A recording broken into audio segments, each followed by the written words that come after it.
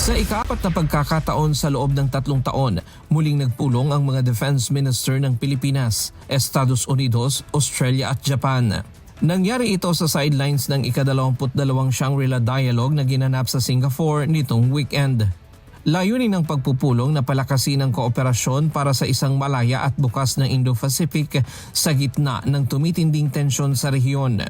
Muling ipinahayag ng 4 na bansa ang kanilang seryosong pagkabahala sa mga agresibong kilos ng China sa East at South China Sea at ang hakbang ng China na baguhin ang status quo sa paggamit ng puwersa.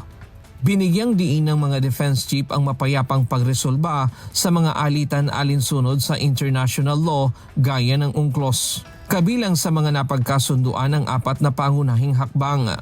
Pagkakaisa sa mga proyektong pangmilitar tulad ng radar at training centers, pagbabahagi ng impormasyon para maprotektahan ang karagatan at himpapawid, mas matibay na depensa laban sa cyber attacks, at pagtutulungan sa mga operasyon sa dagat.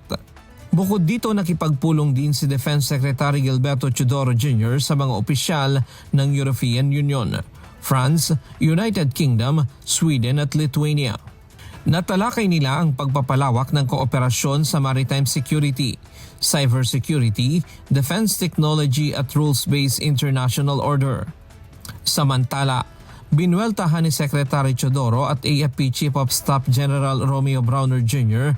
ang propaganda ng China kung saan hindi umano sinasagot ng Pilipinas ang mga issue sa West Philippine Sea. May kumakalat kayo na video na ayaw sagutin ni Chief of Staff ang provocations sa South China Sea daw. Sa Zhejiang Reef, hindi ko alam kung ano ang ibig sabihin nun eh. Yan ay utos ng Peking, hindi Beijing Peking. Yan ang tunay na pangalan ng China. Kahapon hinarang ako at yun nga pinipilit tayong tanungin. Pero dahil nagmamadali kami, papunta kami dun sa isang meeting natin, bilateral meeting.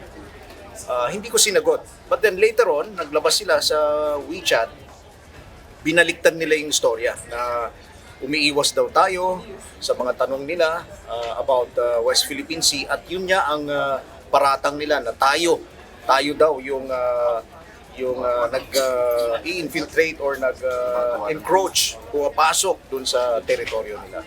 Kaya tama lang na iniwasan ni CS. Ako, akala ko tunay na journalist. Nakipagsagutan ako.